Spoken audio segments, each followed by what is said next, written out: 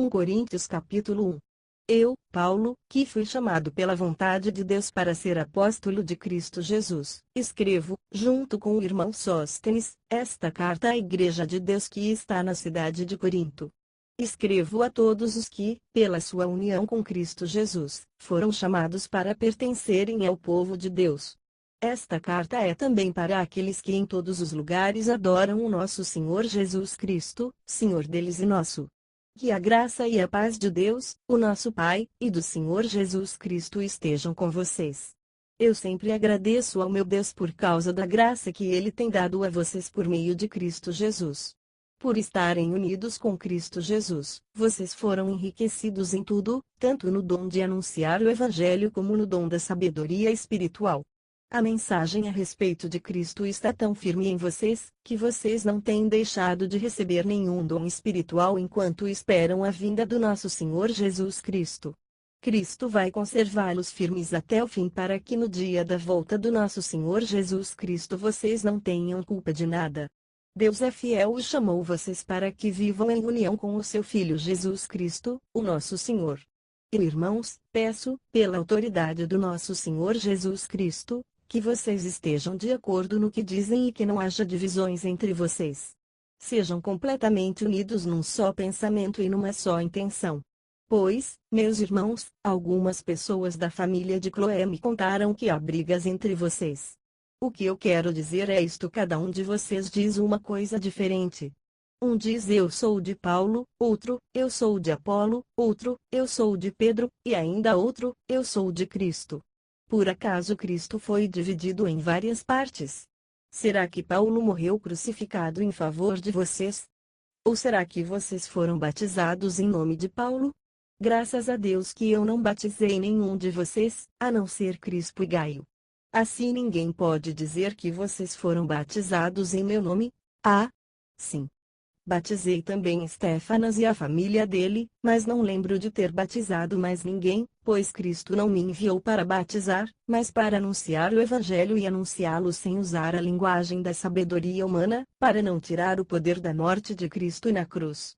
De fato, a mensagem da morte de Cristo na cruz é loucura para os que estão se perdendo, mas para nós, que estamos sendo salvos, é o poder de Deus. Pois as Escrituras Sagradas dizem: destruirei a sabedoria dos sábios e acabarei com o conhecimento dos instruídos. Então, o que poderão dizer os sábios e os instruídos? O que vão dizer os grandes oradores deste mundo? Deus tem mostrado que a sabedoria deste mundo é loucura. Pois Deus, na sua sabedoria, não deixou que os seres humanos o conhecessem por meio da sabedoria deles. Pelo contrário, resolveu salvar aqueles que creem e fez isso por meio da mensagem que anunciamos, a qual é chamada de louca. Os judeus pedem milagres como a prova, e os não-judeus procuram a sabedoria. Mas nós anunciamos o Cristo crucificado, uma mensagem que para os judeus é ofensa e para os não-judeus é loucura. Mas para aqueles que Deus tem chamado, tanto judeus como não-judeus, Cristo é o poder de Deus e sabedoria de Deus. Pois aquilo que parece ser a loucura de Deus é mais sábio do que a sabedoria humana, e aquilo que parece ser a fraqueza de Deus é mais forte do que a força humana. Agora, meus irmãos, lembrem do que vocês eram quando Deus os chamou. Do ponto de vista humano, poucos de vocês eram sábios ou poderosos ou de famílias importantes.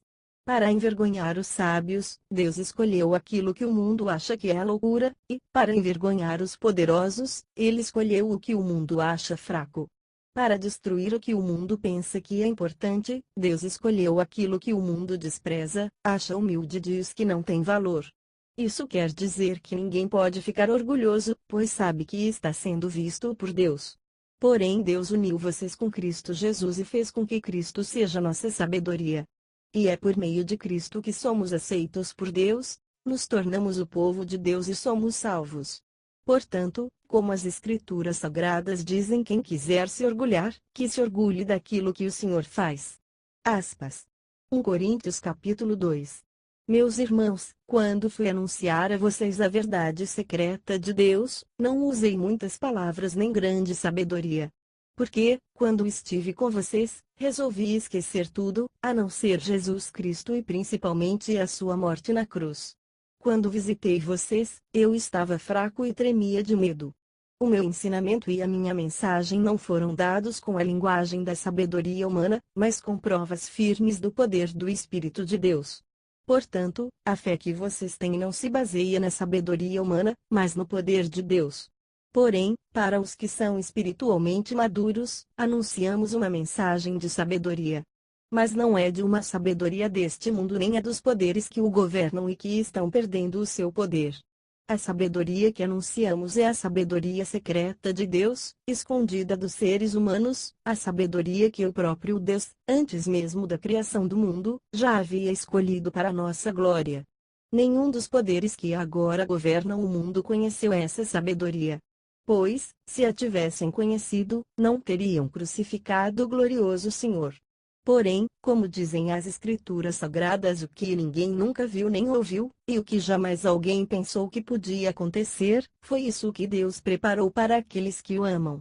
Mas foi a nós que Deus, por meio do Espírito, revelou o seu segredo. O Espírito Santo examina tudo, até mesmo os planos mais profundos escondidos de Deus. Quanto ao ser humano, somente o Espírito que está nele é que conhece tudo a respeito dele. E, quanto a Deus, somente seu próprio Espírito conhece tudo a respeito dele. Não foi o Espírito deste mundo que nós recebemos, mas o Espírito mandado por Deus, para que possamos entender tudo o que Deus nos tem dado. Portanto, quando falamos, nós usamos palavras ensinadas pelo Espírito de Deus e não palavras ensinadas pela sabedoria humana. Assim explicamos as verdades espirituais aos que são espirituais. Mas quem não tem o Espírito de Deus não pode receber os dons que vêm do Espírito e, de fato, nem mesmo pode entendê-los. Essas verdades são loucura para essa pessoa porque o sentido delas só pode ser entendido de modo espiritual. A pessoa que tem o Espírito Santo pode julgar o valor de todas as coisas, porém ela mesma não pode ser julgada por ninguém. Como dizem as Escrituras Sagradas, quem pode conhecer a mente do Senhor? Quem é capaz de lhe dar conselhos? Mas nós pensamos como Cristo pensa. 1 Coríntios capítulo 3.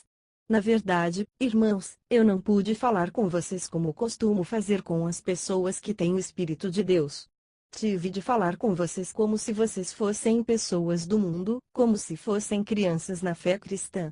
Tive de alimentá-los com leite e não com comida forte, pois vocês não estavam prontos para isso.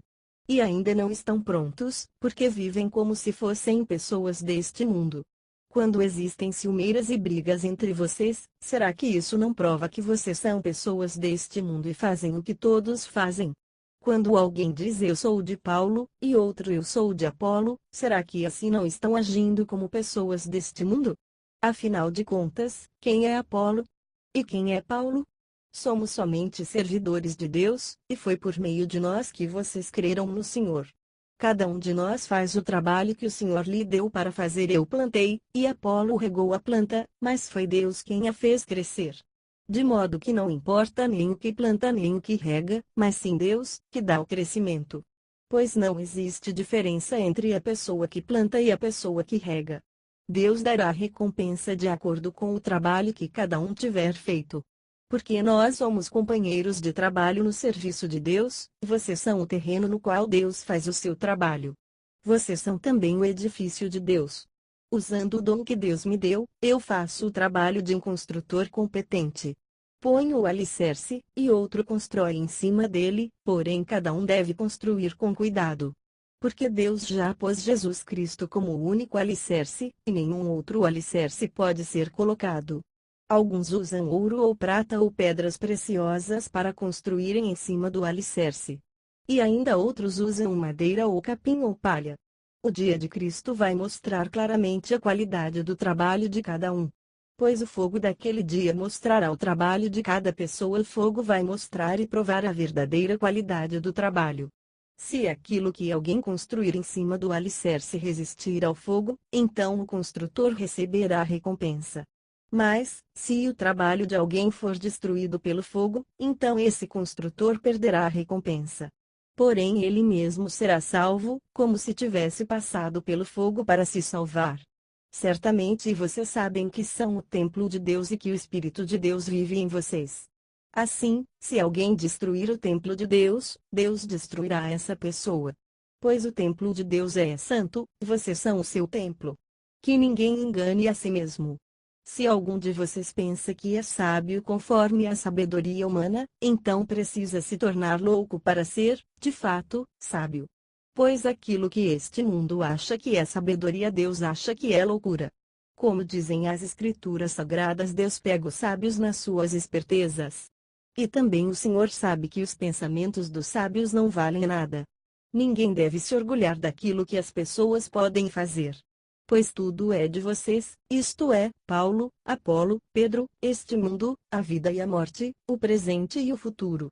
Tudo isso pertence a vocês, vocês pertencem a Cristo, e Cristo pertence a Deus. 1 Coríntios capítulo 4. Vocês nos devem tratar como servidores de Cristo, que foram encarregados de administrar a realização dos planos secretos de Deus. O que se exige de quem tem essa responsabilidade é que seja fiel ao seu Senhor. Mas para mim não tem a menor importância ser julgado por vocês ou por um tribunal humano. Eu não julgo nem a mim mesmo. A minha consciência está limpa, mas isso não prova que sou, de fato, inocente. Quem me julga é o Senhor. Portanto, não julguem ninguém antes da hora, esperem o julgamento final, quando o Senhor vier. Ele trará para a luz os segredos escondidos no escuro e mostrará as intenções que estão no coração das pessoas. Então cada um receberá de Deus os elogios que merece. Meus irmãos, é para instruir vocês que eu tenho aplicado essas lições a mim mesmo e a Apolo. Usei nós dois como um exemplo, para que vocês aprendam o que quer dizer o ditado obedeça ao que está escrito. Ninguém deve se orgulhar de uma pessoa e desprezar outra. Quem é que fez você superior aos outros? Por acaso não foi Deus quem lhe deu tudo o que você tem? Então por que é que você fica todo orgulhoso como se o que você tem não fosse dado por Deus? Pelo que parece, vocês já têm tudo o que precisam. Já são ricos. Vocês já se tornaram reis, e nós, não. Que bom se vocês fossem reis de verdade, para que nós pudéssemos reinar junto com vocês. Porque me parece que Deus pôs a nós, os apóstolos, no último lugar. Somos como as pessoas condenadas a morrer em público, como espetáculo para o mundo inteiro, tanto para os anjos como para os seres humanos. Por causa de Cristo nós somos loucos, mas vocês são sábios por estarem unidos com Ele. Nós somos fracos, vocês são fortes, vocês são respeitados, e nós somos desprezados. Até agora temos passado fome e sede. Temos nos vestido com trapos, temos recebido bofetadas e não temos lugar certo para morar. Temos nos cansado de trabalhar para nos sustentar. Quando somos amaldiçoados, nós abençoamos. Quando somos perseguidos, aguentamos com paciência. Quando somos insultados, respondemos com palavras delicadas. Somos considerados como lixo, e até agora somos tratados como a imundície deste mundo. Não estou escrevendo essas coisas para envergonhar vocês, mas para ensiná-los como se vocês fossem meus próprios filhos queridos. Mesmo que vocês tivessem milhares de mestres na fé cristã, não poderiam ter mais de um pai. Pois, quando levei a vocês o Evangelho, eu me tornei o pai de vocês na vida que vivem em união com Cristo Jesus. Portanto, eu peço que sigam o meu exemplo. Por isso estou enviando para vocês Timóteo, que é meu querido e fiel filho no Senhor. Ele vai ajudá-los a lembrarem dos caminhos que sigo na nova vida que tenho em união com Cristo Jesus. Caminhos esses que ensino em todas as igrejas. Alguns de vocês ficaram orgulhosos, certos de que eu não iria visitá-los. Porém, se o Senhor quiser, eu vou visitá-los logo. Então vou saber o que esses orgulhosos são capazes de fazer e não somente o que eles são capazes de dizer. Pois o reino de Deus não é coisa de palavras, mas de poder. O que é que vocês preferem que eu vá até vocês com um chicote ou com o coração cheio de amor e bondade? 1 Coríntios capítulo 5. Agora estão dizendo que há entre vocês uma imoralidade sexual tão grande, que nem mesmo os pagãos seriam capazes de praticar. Fiquei sabendo que certo homem está tendo relações com a própria madrasta. Como é que vocês podem estar tão orgulhosos? Pelo contrário, vocês deviam ficar muito tristes e expulsar do meio de vocês quem está fazendo uma coisa dessas. Quanto a mim, ainda que não esteja presente aí pessoalmente, estou com vocês em espírito. E, agindo como se eu estivesse aí, já julguei, pela autoridade do nosso Senhor Jesus, o homem que está fazendo essa coisa horrível. Quando vocês se reunirem, estarei com vocês em espírito. Então, pelo poder do nosso Senhor Jesus, que estará presente conosco, entreguem esse homem a Satanás, para que o seu corpo seja destruído, mas o seu espírito seja salvo no dia do Senhor. Não está certo que vocês estejam orgulhosos. Vocês conhecem aquele ditado: um pouco de fermento fermenta toda a massa? Joguem fora o velho fermento do pecado para ficarem completamente puros. Aí vocês serão como massa nova e sem fermento, como vocês, de fato, já são. Porque a nossa festa da Páscoa está pronta, agora que Cristo, o nosso Cordeiro da Páscoa, já foi oferecido em sacrifício. Então vamos comemorar a nossa Páscoa, não com o pão que leva fermento, o fermento velho do pecado e da imoralidade, mas com o pão sem fermento, o pão da pureza e da verdade. Na outra carta que escrevi a vocês, eu recomendei que vocês não tivessem nada a ver com gente imoral. Eu não quis dizer que neste mundo vocês devem ficar separados dos pagãos que são imorais, avarentos, ladrões ou que adoram ídolos. Pois, para evitar essas pessoas, vocês teriam de sair deste mundo. O que eu digo é que vocês não devem ter nada a ver com ninguém que se diz o irmão na fé, mas é imoral, ou avarento, ou adora ídolos, ou é bêbado, ou difamador, ou ladrão. Com gente assim vocês não devem nem comer uma refeição. Afinal de contas eu não tenho direito de julgar os que não são cristãos. Deus os julgará. Mas será que vocês não devem julgar os seus irmãos na fé? Como dizem as Escrituras Sagradas: expulsem do meio de vocês esse homem imoral. Aspas. 1 Coríntios capítulo 6. Quando algum de vocês tem uma queixa contra um irmão na fé, como se atreve a pedir justiça a juízes pagãos, em vez de pedir ao povo de Deus que resolva o caso? Será que vocês não sabem que o povo de Deus julgará o mundo? Então, se vocês vão julgar o mundo, será que não são capazes de julgar essas coisas pequenas? Por acaso vocês não sabem que nós julgaremos até mesmo os anjos? Muito mais, então, devemos julgar as coisas desta vida. Portanto, se surgir alguma questão dessas, será que vocês vão procurar pessoas que são desprezadas na igreja para julgarem esses casos? Que vergonha! Será que entre vocês não existe alguém com bastante sabedoria para resolver uma questão entre irmãos? É claro que existe. Mas o que acontece é que um irmão em Cristo leva ao tribunal a sua queixa contra outro irmão e deixa que juízes pagãos julguem o caso. Só o fato de existirem questões entre vocês já mostra que vocês estão falhando completamente. Não seria melhor aguentar a injustiça? Não seria melhor ficar com o prejuízo? Pelo contrário, vocês cometem injustiça, e roubam, fazem isso tudo, contra os seus próprios irmãos. Vocês sabem que os maus não terão parte no reino de Deus. Não se enganem, pois os imorais, os que adoram ídolos, os adúlteros, os homossexuais, os ladrões, os avarentos, os bêbados, os caluniadores e os assaltantes não terão parte no reino de Deus. Alguns de vocês eram assim. Mas foram lavados do pecado, separados para pertencer a Deus e aceitos por Ele por meio do Senhor Jesus Cristo e pelo Espírito do nosso Deus. Alguém vai dizer: eu posso fazer tudo o que quero. Pode, sim, mas nem tudo é bom para você. Eu poderia dizer: posso fazer qualquer coisa. Mas não vou deixar que nada me escravize. Outro vai dizer: o alimento existe para o estômago, e o estômago existe para o alimento. Sim, mas Deus acabará com os dois. O nosso corpo não existe para praticar a imoralidade, mas para servir o Senhor, e o Senhor cuida do nosso corpo. Pelo seu poder Deus ressuscitou o Senhor e também nos ressuscitará a nós. Será que vocês não sabem que o corpo de vocês faz parte do corpo de Cristo? Será que eu vou pegar uma parte do corpo de Cristo e fazer com que ela seja parte do corpo de uma prostituta? É claro que não.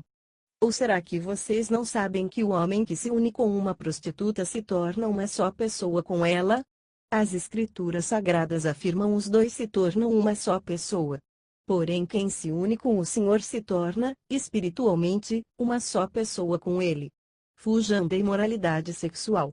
Qualquer outro pecado que alguém comete não afeta o corpo, mas a pessoa que comete imoralidade sexual peca contra o seu próprio corpo. Será que vocês não sabem que o corpo de vocês é o templo do Espírito Santo, que vive em vocês e lhes foi dado por Deus? Vocês não pertencem a vocês mesmos, mas a Deus, pois Ele os comprou e pagou o preço. Portanto, usem o seu corpo para a glória dele. 1 Coríntios capítulo 7. Agora vou tratar dos assuntos a respeito dos quais vocês me escreveram. Vocês dizem que o homem faz bem em não casar. Mas eu digo, já que existe tanta imoralidade sexual, cada homem deve ter a sua própria esposa, e cada mulher, o seu próprio marido. O homem deve cumprir o seu dever como marido, e a mulher também deve cumprir o seu dever como esposa. A esposa não manda no seu próprio corpo, quem manda é o seu marido. Assim também o marido não manda no seu próprio corpo, quem manda é a sua esposa. Que os dois não se neguem um ao outro, a não ser que concordem em não ter relações por algum tempo a fim de se dedicar à oração. Mas depois devem voltar a ter relações, a fim de não caírem nas tentações de Satanás por não poderem se dominar. Não digo isso como uma ordem, mas como uma sugestão. Realmente, eu gostaria que todos fossem como eu. Porém cada um tem o dom que Deus lhe deu, um tem este dom, e outro, aquele. Aos solteiros e às viúvas eu digo que seria melhor para eles ficarem sem casar, como eu. Mas, se vocês não podem dominar o desejo sexual, então casem, pois é melhor casar do que ficar queimando de desejo. Para os que já estão casados tenho um mandamento, que não é meu, mas do Senhor, que a mulher não se separe do seu marido. Porém, se ela se separar, que não case de novo ou então que faça as pazes com o marido. E que o homem não se divorcie da sua esposa. Aos outros digo eu mesmo, e não o Senhor, se um homem cristão é casado com uma mulher que não é cristã, e ela concorda em continuar vivendo com ele, que ele não se divorcie dela. E, se uma mulher cristã é casada com um homem que não é cristão, e ele concorda em continuar vivendo com ela, que ela não se divorcie dele, pois Deus aceita o homem que não é cristão por ele estar unido com a sua esposa cristã, e aceita a mulher que não é cristã por ela estar unida com o seu marido cristão. Se não fosse assim, os filhos deles não pertenceriam a Deus. Mas, sendo assim, eles pertencem. Porém, se o marido não cristão ou a esposa não cristã quiser o divórcio, então que se divorcie. Nesses casos o marido cristão ou a esposa cristã está livre para fazer como quiser, pois Deus chamou vocês para viverem em paz. Esposa cristã, como é que você pode ter a certeza de que não vai salvar o seu marido? E você, marido cristão, como é que você pode ter a certeza de que não vai salvar a sua esposa? Cada um deve continuar vivendo de acordo com o dom que o Senhor lhe deu e na condição em que se encontrava quando Deus o chamou. É essa regra que eu ensino em todas as igrejas. Se um homem judeu, que é circuncidado, aceita o chamado de Deus, ele não deve tirar as marcas da circuncisão.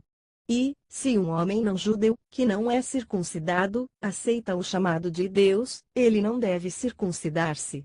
Não faz diferença estar circuncidado ou não, o que importa é obedecer aos mandamentos de Deus. Cada um deve continuar como era quando aceitou o chamado de Deus. Você era escravo quando Deus o chamou? Não se preocupe com isso. Mas, se você pode se tornar livre, então aproveite a oportunidade. Pois o escravo que foi chamado pelo Senhor é agora um homem livre que pertence ao Senhor. Assim também o homem livre que foi chamado por Cristo é escravo de Cristo. Deus comprou vocês por um preço, portanto, não se tornem escravos de seres humanos. E irmãos, cada um deve continuar na presença de Deus assim como era quando Deus o chamou. Para os solteiros, eu não tenho nenhum mandamento do Senhor, porém dou a minha opinião como uma pessoa que, pela misericórdia do Senhor, merece confiança. Por causa dos tempos difíceis em que vivemos, eu penso que é melhor para o homem ficar como está. Você tem esposa? Então não procure se separar dela. Você é solteiro? Então não procure esposa. Porém, se você casar, não estará cometendo pecado. E, se uma moça solteira casar, também não estará cometendo pecado. Mas eu gostaria de poupar vocês dos problemas de cada dia que terão na vida de casados. Irmãos, o que eu quero dizer é isto: não nos resta muito tempo, e daqui em diante os casados devem viver como se não tivessem casado, os que choram, como se não estivessem chorando, os que estão rindo, como se não estivessem rindo, os que compram, como se não fosse deles aquilo que compraram, os que tratam das coisas deste mundo, como se não estivessem ocupados com elas. Pois este mundo, como está agora, não vai durar muito. Eu quero livrá-los de preocupações. O solteiro se interessa pelas coisas do Senhor porque quer agradá-lo. Mas o homem casado se interessa pelas coisas deste mundo porque quer agradar a sua esposa e por isso é puxado para duas direções diferentes. Quanto às mulheres, tanto as viúvas quanto as solteiras, elas estão interessadas nas coisas do Senhor porque querem se dedicar de corpo e alma a Ele. Mas a mulher casada se interessa pelas coisas deste mundo porque quer agradar o marido. Eu estou dizendo isso porque quero ajudá-los. Não estou querendo obrigar ninguém a nada. Pelo contrário, quero que façam o que é direito e certo e que se entreguem ao serviço do Senhor com toda a dedicação. Aos que ficaram noivos, mas resolveram não casar mais, eu digo o seguinte: se um rapaz sente que assim não está agindo certo com a sua noiva e acha que a sua paixão por ela ainda é muito forte e que devem casar, então que casem. Não existe pecado nisso. Mas se, pelo contrário, o rapaz não se sente na obrigação de casar, se está mesmo resolvido a ficar solteiro e se é capaz de dominar a sua vontade e já resolveu o que deve fazer, então faz bem em não casar com a moça. Assim quem casa faz bem, mas quem não casa faz melhor ainda. A mulher não está livre enquanto o seu marido estiver vivo.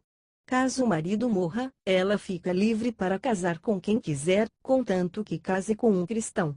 Porém, ela será mais feliz se ficar como está. Essa é a minha opinião, e eu acho que também tem o Espírito de Deus. 1 Coríntios capítulo 8. Agora vou tratar do problema dos alimentos oferecidos aos ídolos. Na verdade, como se diz, todos nós temos conhecimento.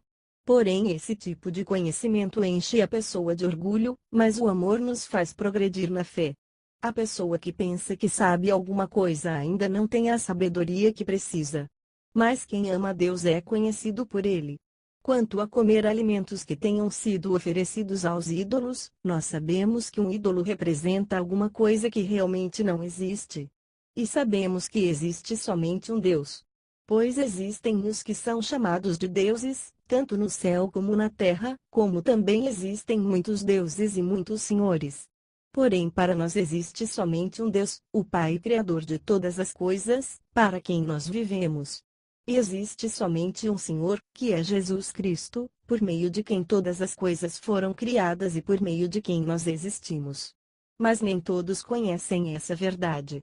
Existem pessoas tão acostumadas com os ídolos, que até agora comem desses alimentos, pensando que eles pertencem aos ídolos. A consciência dessas pessoas é fraca, e por isso elas se sentem impuras quando comem desses alimentos. Não é esta ou aquela comida que vai fazer com que Deus nos aceite. Nós não perderemos nada se não comermos e não ganharemos nada se comermos desse alimento. Mas tenham cuidado para que essa liberdade de vocês não faça com que os fracos na fé caiam em pecado. Porque, se uma pessoa que tem a consciência fraca neste assunto vir você, que tem conhecimento, comendo alimentos no templo de um ídolo, será que essa pessoa não vai querer também comer alimentos oferecidos aos ídolos?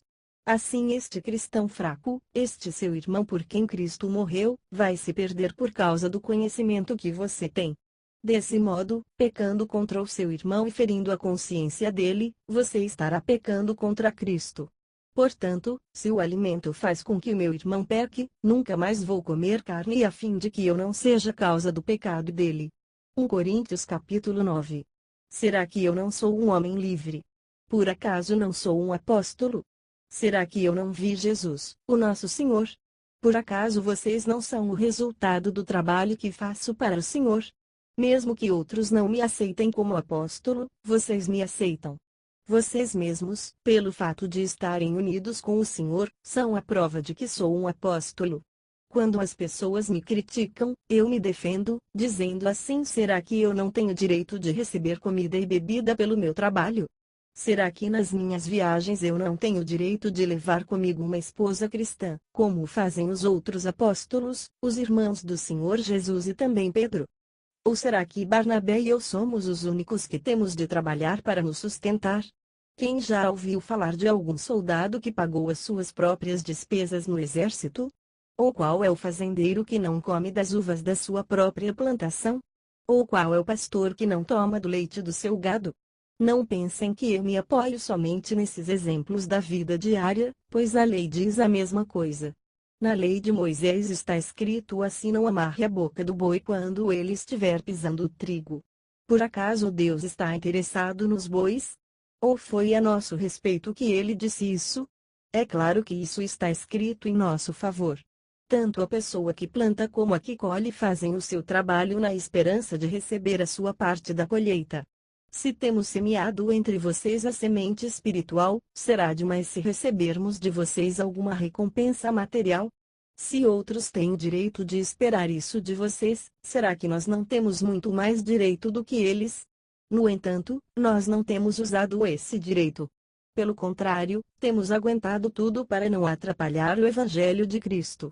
Certamente vocês sabem que os que trabalham no templo é do templo que recebem os seus alimentos. E sabem também que os que oferecem sacrifícios no altar recebem uma parte da carne dos animais que são sacrificados ali. Assim o Senhor mandou também que aqueles que anunciam o Evangelho vivam do trabalho de anunciar o Evangelho. Mas eu não tenho usado nenhum desses direitos, nem estou escrevendo isso agora para exigir esses direitos para mim mesmo. Eu preferiria morrer a fazer isso. E ninguém vai me tirar o orgulho que eu tenho de agir assim. Eu não tenho direito de ficar orgulhoso por anunciar o Evangelho. Afinal de contas, fazer isso é minha obrigação. Ai de mim se não anunciar o Evangelho. Por isso, se eu faço o meu trabalho por minha própria vontade, então posso esperar algum pagamento.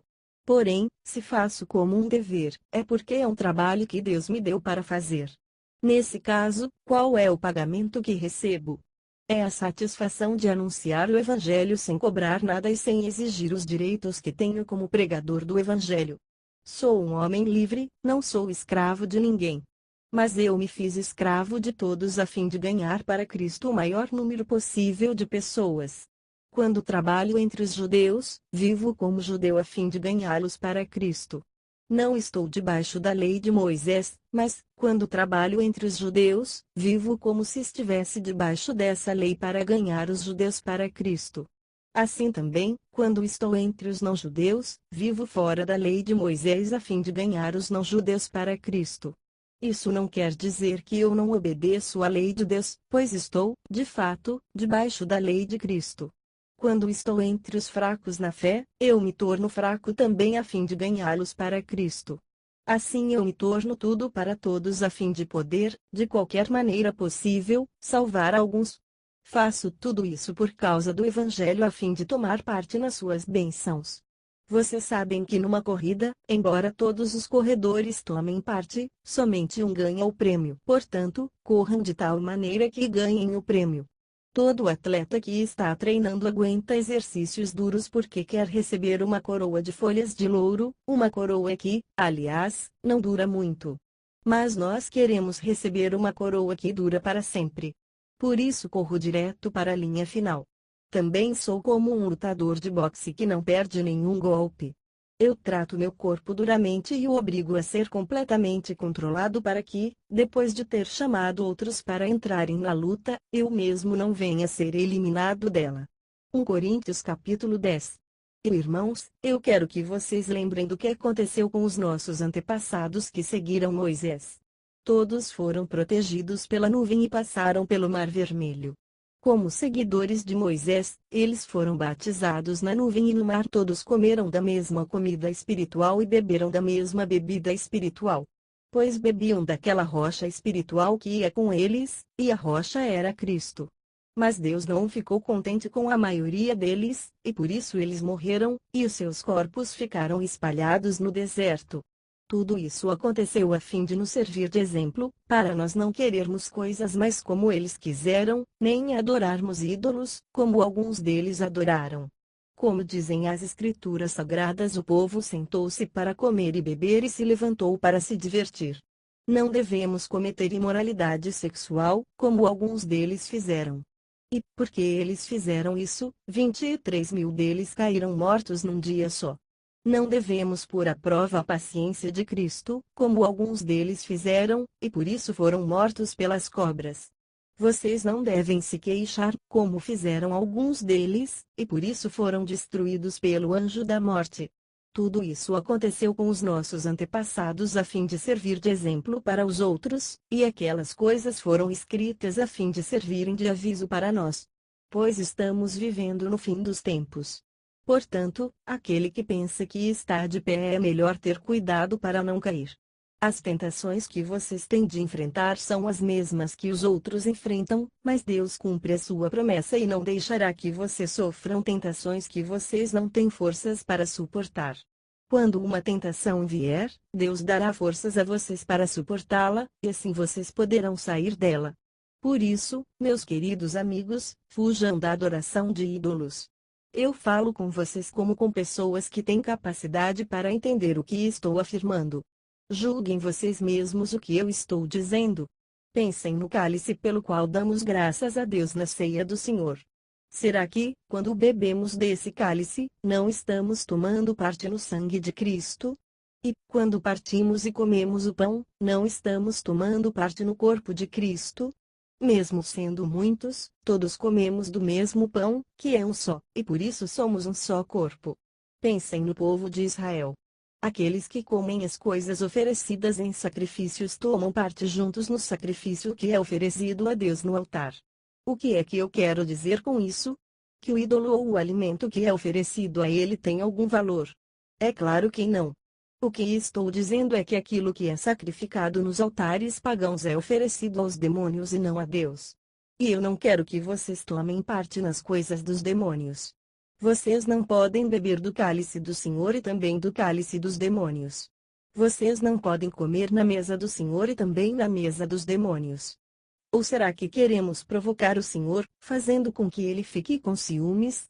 Por acaso vocês pensam que somos mais fortes do que ele? Alguns dizem assim: podemos fazer tudo o que queremos. Sim, mas nem tudo é bom. Podemos fazer tudo o que queremos, mas nem tudo é útil. Ninguém deve buscar os seus próprios interesses e sim os interesses dos outros. Vocês podem comer de tudo o que se vende no açougue, sem terem nenhuma dúvida de consciência. Pois, como dizem as escrituras sagradas, a terra e tudo o que nela existe pertencem ao Senhor. Se alguém que não é cristão convidá-los para comer, vocês resolverem ir, comam o que for posto na frente de vocês e não façam perguntas por motivo de consciência. Mas, se alguém disser a vocês: esta comida foi oferecida aos ídolos, neste caso não comam, por causa daquele que disse isso e também por motivo de consciência. Não estou falando da sua própria consciência, mas da consciência do outro. Mas alguém pode perguntar por que é que a minha liberdade deve ser diminuída pela consciência dos outros? Se eu agradeço a Deus o alimento que como, por que é que sou criticado, se já o agradeci a Deus?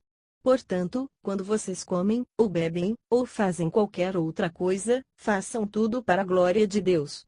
Vivam de tal maneira que não prejudiquem os judeus, nem os não-judeus, nem a Igreja de Deus. Façam como eu.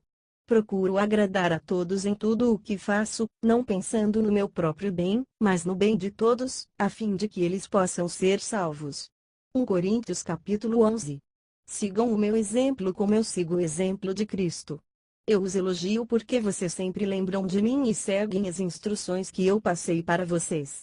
Mas quero que entendam que Cristo tem autoridade sobre todo marido, que o marido tem autoridade sobre a esposa e que Deus tem autoridade sobre Cristo. Se um homem cobre a cabeça quando ora ou anuncia a mensagem de Deus nas reuniões de adoração, ele está ofendendo a honra de Cristo. E, se uma mulher não cobre a cabeça quando ora ou anuncia a mensagem de Deus nas reuniões de adoração, ela está ofendendo a honra do seu marido. Nesse caso, não há nenhuma diferença entre ela e a mulher que tem a cabeça rapada. Se a mulher não cobre a cabeça, então é melhor que ela corte o cabelo de uma vez. Já que é vergonhoso para a mulher rapar a cabeça ou cortar o cabelo, então ela deve cobrir a cabeça. O homem não precisa cobrir a cabeça, pois ele reflete a imagem e a glória de Deus. Mas a mulher reflete a glória do homem, pois o homem não foi feito da mulher, mas a mulher foi feita do homem. O homem não foi criado por causa da mulher, mas sim a mulher por causa do homem. Portanto, por causa dos anjos, a mulher deve pôr um véu na cabeça para mostrar que está debaixo da autoridade do marido. No entanto, por estarmos unidos com o Senhor, nem a mulher é independente do homem, nem o homem é independente da mulher. Porque assim como a mulher foi feita do homem, assim também o homem nasce da mulher. E tudo vem de Deus. Julguem vocês mesmos, será que é certo o que, num culto de adoração, a mulher ore a Deus sem estar com a cabeça coberta? Pois a própria natureza ensina que o cabelo comprido é uma desonra para o homem, mas para a mulher o cabelo comprido é motivo de orgulho. O cabelo foi dado a ela para lhe servir de véu. Mas, se alguém quer discutir sobre esse assunto, o que eu posso dizer é que nem nós nem as igrejas de Deus temos outro costume nas reuniões de adoração. Nas instruções que agora vou dar a vocês, eu não posso elogiá-los, pois as suas reuniões de adoração fazem mais mal do que bem. Para começar, me contaram que nessas reuniões há grupos de pessoas que estão brigando, e eu creio que em parte isso é verdade. Não há dúvida de que é preciso haver divisões entre vocês para que fique claro quem são os que estão certos. Quando vocês se reúnem, não é a ceia do Senhor que vocês comem. Pois, na hora de comer, cada um trata de tomar a sua própria refeição. E assim, enquanto uns ficam com fome, outros chegam até a ficar bêbados. Por acaso vocês não têm as suas próprias casas onde podem comer e beber? Ou será que preferem desprezar a igreja de Deus e envergonhar os que são pobres? O que é que vocês esperam que eu lhes diga? Querem que os elogie? É claro que não vou elogiá-los. Porque eu recebi do Senhor este ensinamento que passei para vocês, que o Senhor Jesus, na noite em que foi traído, pegou o pão e deu graças a Deus. Depois partiu o pão e disse: Isto é o meu corpo, que é entregue em favor de vocês. Façam isto em memória de mim. Assim também, depois do jantar, ele pegou o cálice e disse: Este cálice é a nova aliança feita por Deus com o seu povo, a aliança que é garantida pelo meu sangue. Cada vez que vocês beberem deste cálice, façam isso em memória de mim. De maneira que, cada vez que vocês comem deste pão e bebem deste cálice, estão anunciando a morte do Senhor, até que ele venha. Por isso aquele que comer do pão do Senhor ou beber do seu cálice de modo que ofenda a honra do Senhor estará pecando contra o corpo e o sangue do Senhor. Portanto, que cada um examine a sua consciência, então coma do pão e beba do cálice. Pois, a pessoa que comer do pão ou beber do cálice sem reconhecer que se trata do corpo do Senhor, estará sendo julgada ao comer e beber para o seu próprio castigo. É por isso que muitos de vocês estão doentes e fracos, e alguns já morreram. Se examinássemos primeiro a nossa consciência, nós não seríamos julgados pelo Senhor. Mas somos julgados e castigados pelo Senhor, para não sermos condenados junto com o mundo. Portanto, meus irmãos, quando vocês se reunirem para a ceia do Senhor, esperem uns pelos outros.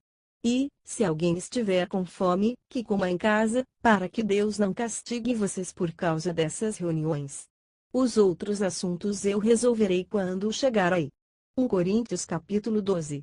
Meus irmãos, quero que vocês saibam a verdade a respeito dos dons que o Espírito Santo dá.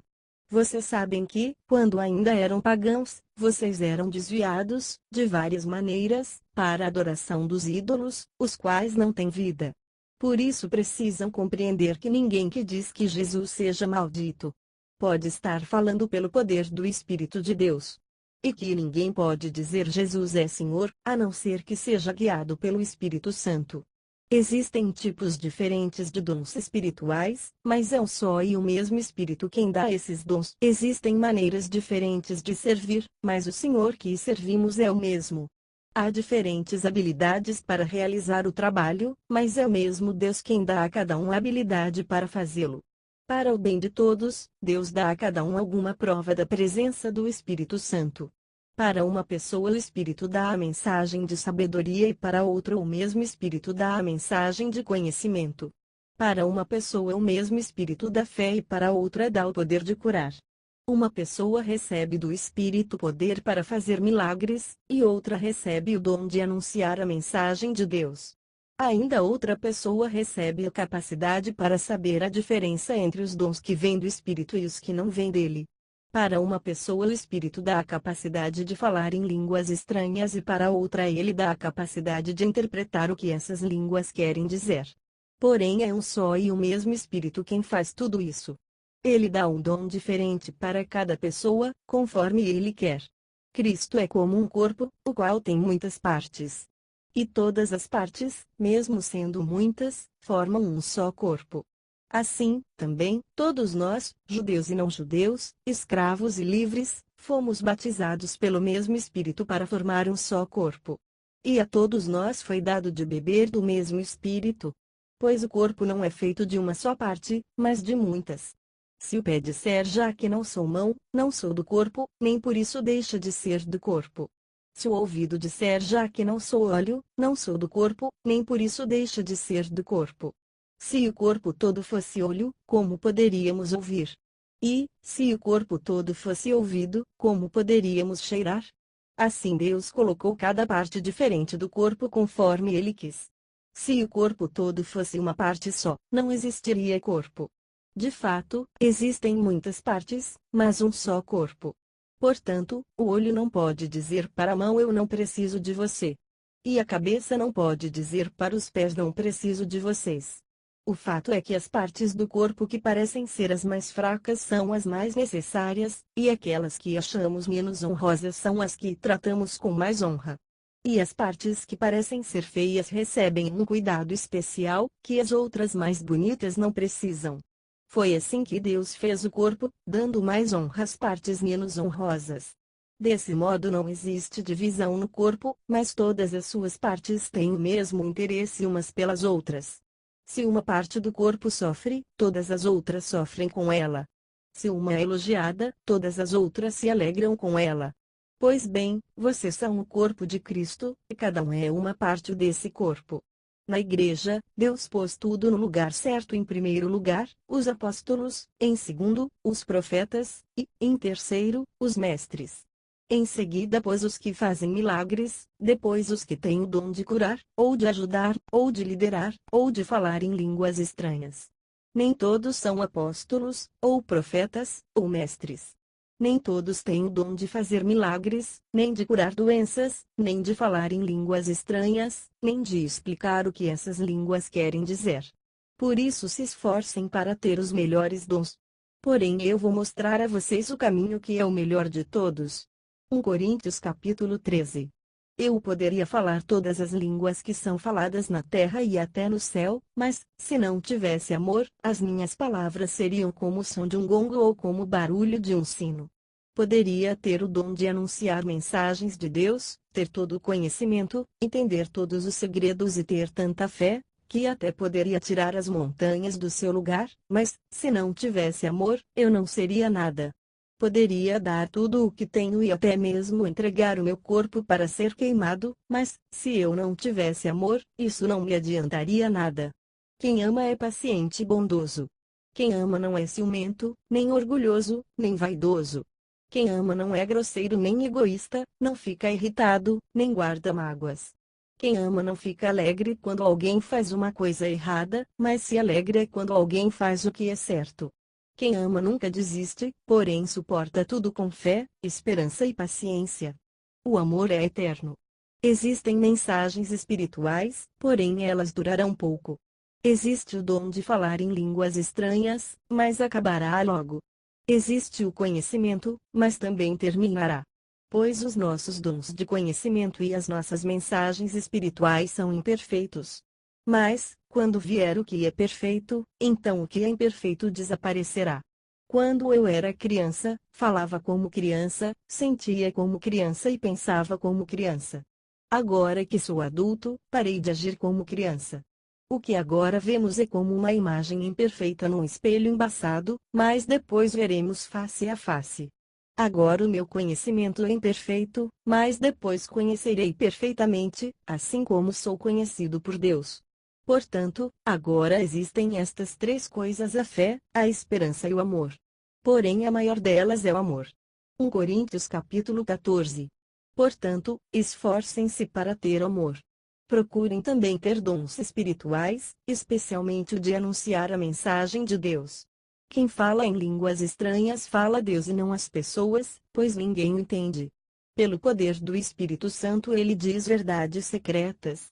Porém quem anuncia a mensagem de Deus fala para as pessoas, ajudando-as e dando-lhes coragem e consolo. Quem fala em línguas estranhas ajuda somente a si mesmo, mas quem anuncia a mensagem de Deus ajuda a igreja toda.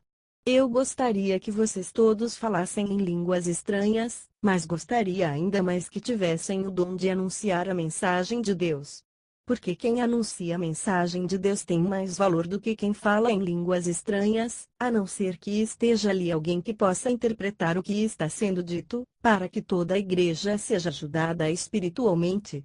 Por isso, irmãos, quando eu os visitar, que proveito vocês terão se eu lhes falar em línguas estranhas? É claro que nenhum, a não ser que leve a vocês alguma revelação de Deus, ou algum conhecimento, ou alguma mensagem inspirada, ou algum ensinamento. Por exemplo, além da voz humana, existem os instrumentos musicais, como a flauta e a harpa.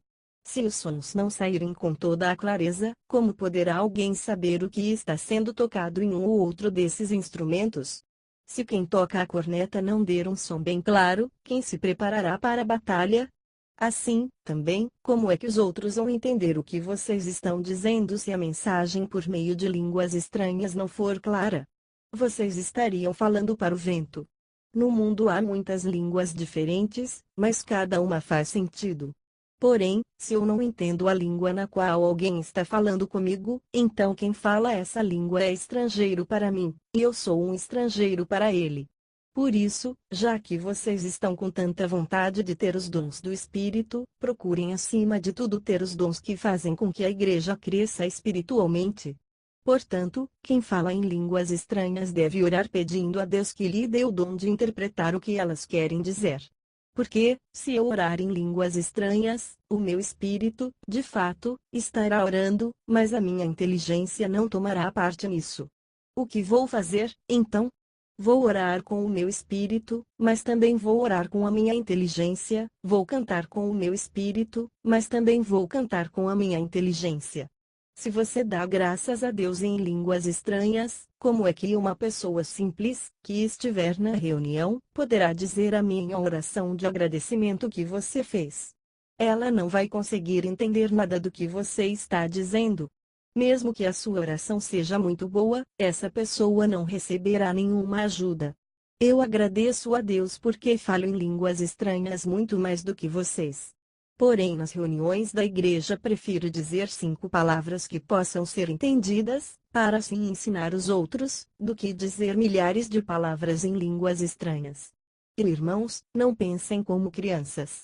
Sejam como crianças para o que é mal, mas sejam adultos no seu modo de pensar. Nas Escrituras Sagradas está escrito: por meio de pessoas que falam em línguas estranhas eu falarei a este povo, diz o Senhor. Falarei por meio de lábios estrangeiros, mas assim mesmo o meu povo não me dará atenção. Portanto, o dom de falar em línguas estranhas é um sinal de Deus para os descrentes e não para os cristãos. Mas o dom de anunciar a mensagem de Deus é um sinal para os cristãos e não para os descrentes. Imaginem que a igreja esteja reunida e todos comecem a falar em línguas estranhas. Se chegarem ali algumas pessoas simples ou descrentes, será que não vão dizer que vocês estão loucos? Mas, se todos estiverem anunciando mensagens de Deus, e entrar ali um descrente ou alguém que seja simples, ele vai ouvir o que vocês estão dizendo e se convencer do seu pecado. E ele será julgado pelo que ouvir, os seus pensamentos secretos serão revelados, e ele vai se ajoelhar e adorar a Deus, dizendo: Deus está mesmo no meio de vocês. Portanto, meus irmãos, o que é que deve ser feito? Quando vocês se reúnem na igreja, um irmão tem um hino para cantar, outro, alguma coisa para ensinar, outro, uma revelação de Deus, outro, uma mensagem em línguas estranhas, e ainda outro, a interpretação dessa mensagem. Que tudo seja feito para o crescimento espiritual da igreja. Se algum de vocês falar em línguas estranhas, então que apenas 2 ou 3 falem, um depois do outro, e que alguém interprete o que está sendo dito. Mas, se não houver ninguém que possa interpretar, então fiquem calados e falem somente consigo mesmos e com Deus. No caso de 2 ou 3 receberem a mensagem de Deus, estes devem falar, e os outros que pensem bem no que eles estão dizendo. Se uma outra pessoa que estiver ali sentada a receber a mensagem de Deus, quem estiver falando deve se calar. Vocês todos podem anunciar a mensagem de Deus, um de cada vez, para que todos aprendam e fiquem animados. Quem fala deve controlar o dom de anunciar a mensagem de Deus, pois Deus não quer que nós vivamos em desordem e sim em paz. Como em todas as igrejas do povo de Deus, as mulheres devem ficar caladas nas reuniões de adoração. Elas não têm permissão para falar. Como diz a lei, elas não devem ter cargos de direção. Se quiserem saber alguma coisa, que perguntem em casa ao marido. É vergonhoso que uma mulher fale nas reuniões da igreja. Por acaso a mensagem de Deus veio de vocês? Ou será que veio somente para vocês? Se alguém pensa que é mensageiro de Deus ou que tem algum dom espiritual, deve saber que o que estou escrevendo é mandamento do Senhor. Mas, se alguém não der atenção a isso, que ninguém dê atenção a essa pessoa. Assim, meus irmãos, procurem sempre anunciar a mensagem de Deus, mas não proíbam que se fale em línguas estranhas. Portanto, façam tudo com decência e ordem. 1 Coríntios capítulo 15. Agora, irmãos, quero que lembrem do evangelho que eu anunciei a vocês, o qual vocês aceitaram e no qual continuam firmes. A mensagem que anunciei a vocês é o evangelho, por meio do qual vocês são salvos, se continuarem firmes nele. A não ser que não tenha adiantado nada vocês crerem nele. Eu passei para vocês o ensinamento que recebi e que é da mais alta importância. Cristo morreu pelos nossos pecados, como está escrito nas Escrituras Sagradas, ele foi sepultado e, no terceiro dia, foi ressuscitado, como está escrito nas Escrituras, e apareceu a Pedro e depois aos 12 apóstolos. Depois apareceu, de uma só vez, a mais de 500 seguidores, dos quais a maior parte ainda vive, mas alguns já morreram. Em seguida apareceu a Tiago e, mais tarde, a todos os apóstolos. Por último, depois de todos, ele apareceu também a mim, como para alguém nascido fora de tempo. De fato, eu sou o menos importante dos apóstolos e até nem mereço ser chamado de apóstolo, pois persegui a igreja de Deus. Mas pela graça de Deus sou o que sou, e a graça que ele me deu não ficou sem resultados. Pelo contrário, eu tenho trabalhado muito mais do que todos os outros apóstolos. No entanto, não sou eu quem tem feito isso, e sim a graça de Deus que está comigo. Assim, não importa se a mensagem foi entregue por mim ou se foi entregue por eles, o importante é que foi isso que todos nós anunciamos, e foi nisso que vocês creram.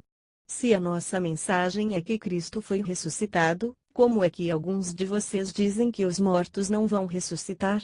Se não existe a ressurreição de mortos, então quer dizer que Cristo não foi ressuscitado.